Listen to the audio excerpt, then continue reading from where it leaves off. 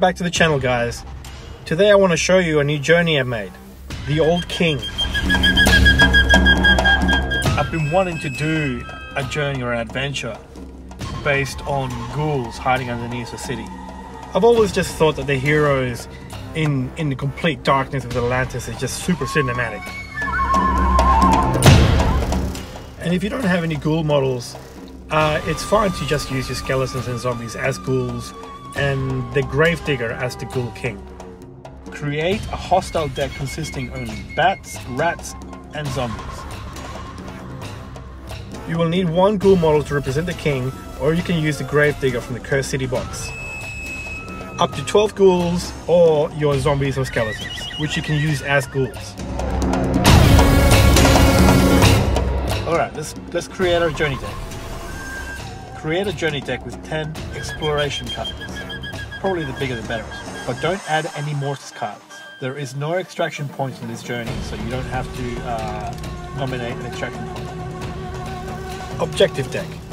Take out all the crisis cards from the discovery deck. Grab 4 treasure discovery cards and shuffle them with your 4 crisis cards, making an objective deck using your discovery cards. The rest of the discovery deck is used as rewards when the heroes finish a room or a crisis. Ignore anything that isn't a treasure card.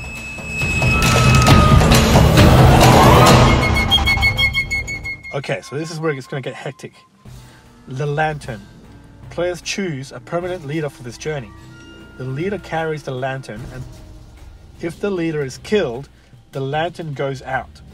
Another hero must immediately use a 6+ to find and ignite the lantern. If no 6+ is available, the game is over. The sewers of Ulfenkar are pitch black with nothing to light the way. This journey is played one tile at a time, representing the reach of the lantern's light. Anything beyond the tile is just darkness. When you enter a new tile, the previous one is put away.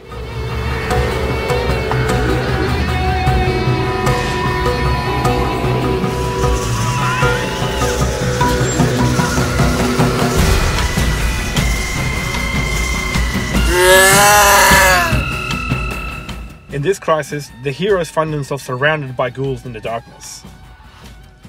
Set up 12 ghouls as shown here. Start with your journey phase and roll for your destiny. Then roll to see how many ghouls your heroes start off with. In this case, it's only 1. Then as your hero phase as normal, please note that heroes cannot search in these tiles. And in the hostile phase, roll on a ghoul behavior table. If they charge or do a crazed attack, place these 6 ghouls from the darkness into the tile equally against each hero. If there is no room, the ghoul stays in the darkness. The heroes may continue the journey when all the ghouls from the darkness are gone.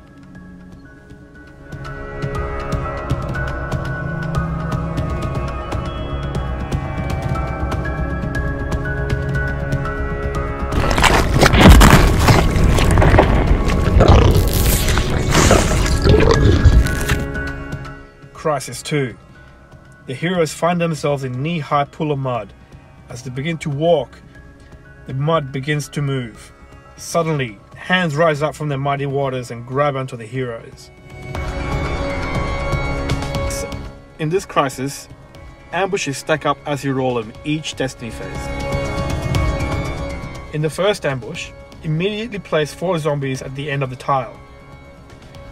In the second ambush, add another 4 zombies, and ghouls crawl down the walls and start to hurl rocks. Each hero rolls a square die and can suffer 1/2 damage. In the third ambush is all of the first 2 and add 3 bat swarms. They act normal. All preceding ambushes are as ambush 3. To make things worse, the heroes cannot use destiny dice in this crisis. In the hero phase, while on the tile, activation rolls of 6 moves a hero 1 square towards the exit. Any die that is not a 6 can be used to attack or are wasted. If a hero does not move at all, roll a square die and they can suffer 1/2 damage. This represents the zombies grabbing onto them and trying to bring them down. In the hostile phase, zombies also move only one square. The bats can fly across the mud, so they act normally, as mentioned before. If all the tiles are filled with zombies, the journey ends. All heroes drown in a pool of mud and decaying bodies. Event phase, you hope for the best. Victory, the crisis ends when all heroes are out of the room. No discovery cards are collected, so all the heroes must make it to the end of the tile.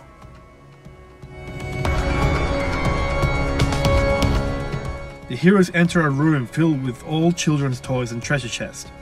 Suddenly, a rock flies out of the darkness and smashes the lantern out of the leader's hands.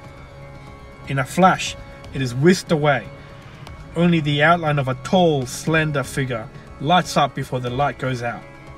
An insane child's laughter echoes in the darkness.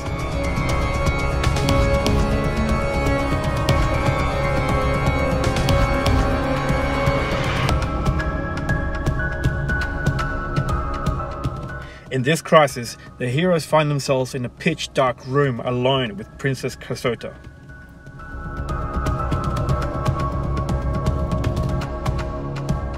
As before, when this discovery card is drawn, the hero phase is over, roll event table and begin the journey phase.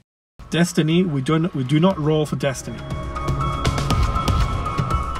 The hero phase, okay. Take all the heroes off the tile and give each player an initiative card. Place one hostile initiative card facing down on the tile. This is Krasota's initiative card. She is lurking in the dark.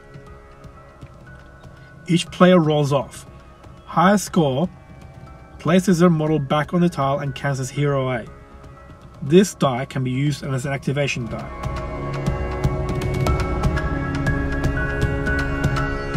Any player not on the tile can do a call-out action.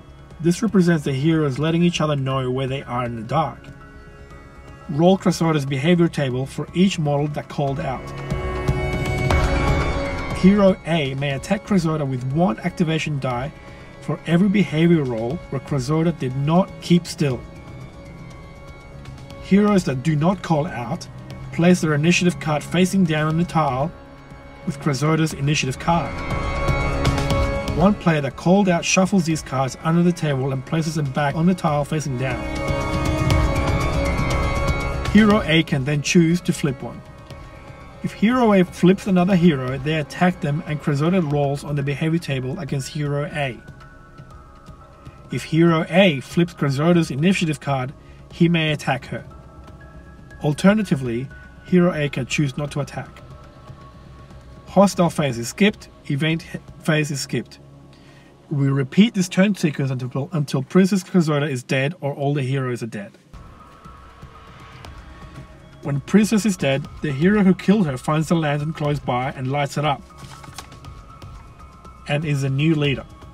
Each hero is rewarded with 2 discovery cards and may enter a new tile. If you choose a trap or a crisis or anything similar, ignore it. Each player is rewarded with 2 treasure cards each.